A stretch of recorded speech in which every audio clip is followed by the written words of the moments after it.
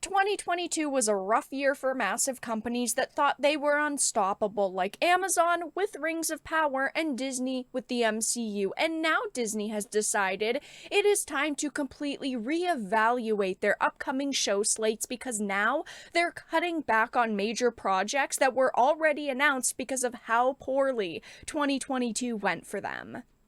I have a bunch of different things to show off, but before we get into the topic at hand, if you enjoy the content that I create, please make sure to subscribe to the channel and hit the notification bell. Follow me on social media like Twitter or mine so that you can see when my content is posted. And of course, if you do really enjoy the videos and the live streams that I create, please consider becoming a Dark Titan via Patreon or a supporter via YouTube memberships.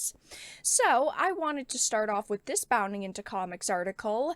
Kevin Feige reveals Marvel will cut back on Disney Plus shows after no Marvel series cracked the top 15 streaming shows of 2022. Now, you guys know, over the past couple of years, I've talked quite a lot about the Disney Plus shows and the MCU, and I've been pretty freaking disappointed. I have tried over and over to give their series a chance because, of course, I'm on YouTube, I'm talking about them. I want to be able to form my own opinions on the content being created.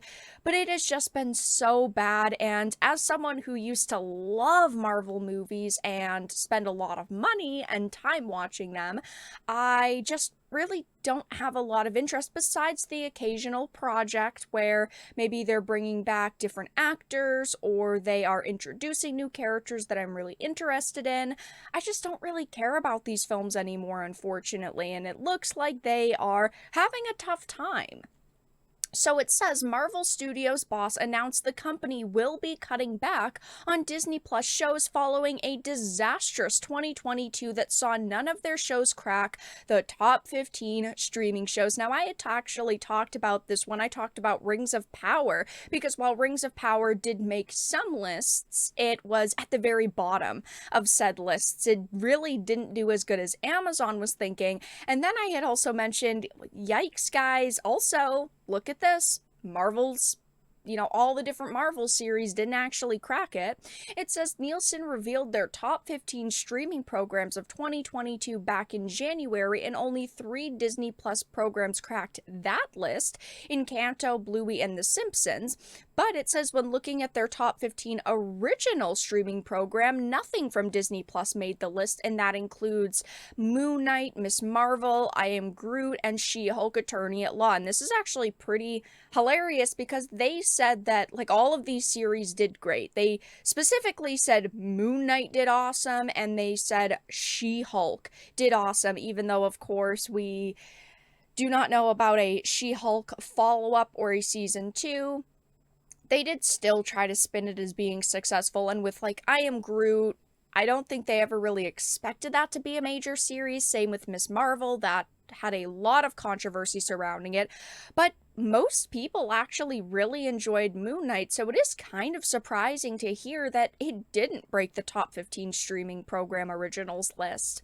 In a wide-ranging interview with Entertainment Weekly, he revealed the company would be cutting back on their Disney Plus programming. He said, "We want Marvel Studios and MCU projects to really stand out and stand above, so people will see that as we get further into phases 5 and 6. The pace at which we're putting out Disney Plus shows will change so they can get their chances to shine," which of course is a very generic answer, but we can all see through that, because if they're cutting back on the amount of programming released a year, it means not as many shows are going to get greenlit and not as many shows are ultimately going to be created, because while they were putting out, say, 4 original shows a year, if they change that to 2 or maybe 3 and one gets cut out, are they really going to push it to the next year? Then what they were planning for the next year will get pushed off, and ultimately projects will get canceled.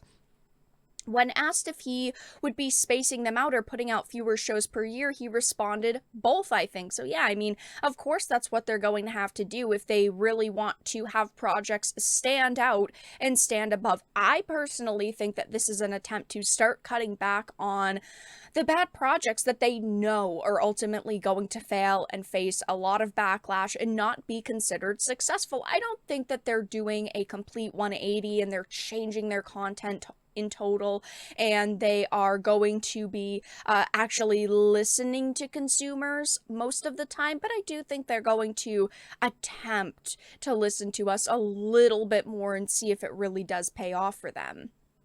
It says later in the interview he would reveal, I think when we are doing about 8 projects a year, and again, I say this is going to shift a little bit, they all have to be different. They all have to stand apart and stand alone and be different from one another. Not too different, though, because we see the projects that are too different end up failing, like Eternals. On top of this, he indicates that their television shows will be more episodic rather than serialized going forward.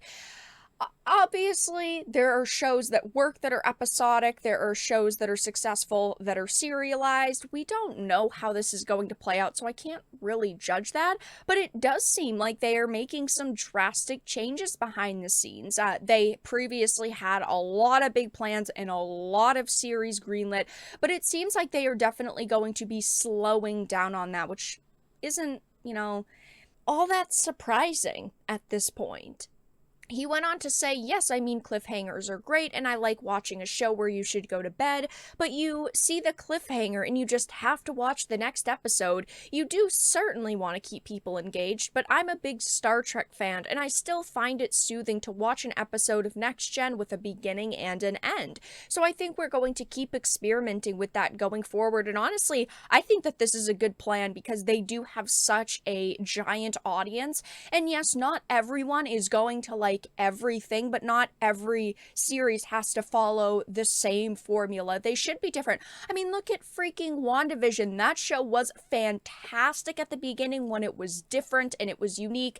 And then, of course, they made it the classic MCU series with the same formula by the end. And they didn't even bring in the good characters, which is why ultimately a lot of people don't like WandaVision now. But at the beginning, it was new and it was different and it was unique and ultimately it was pretty cool. And previously, there were 5 shows outlined for 2023. What If? Season 2, Echo, Loki Season 2, Ironheart, and Agatha, Coven of Chaos. And now, it seems like the only sure bets are Loki Season 2 and Secret Invasion, which definitely doesn't sound good.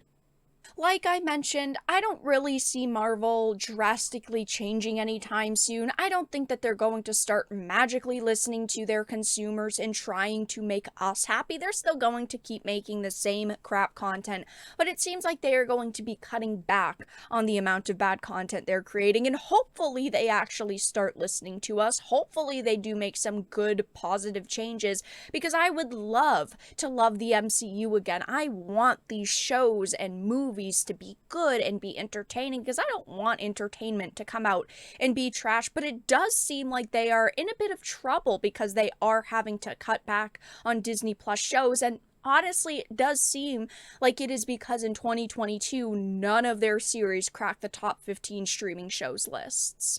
But that's all that I really had to discuss in this video. Let everyone know your thoughts in the comment section down below. If you enjoyed it and found it important and informative, please make sure to give it a like, share it, and subscribe to the channel. And of course, if you didn't, make sure to give it a dislike. I appreciate your support either way, but I will talk to you all again in the next video really soon.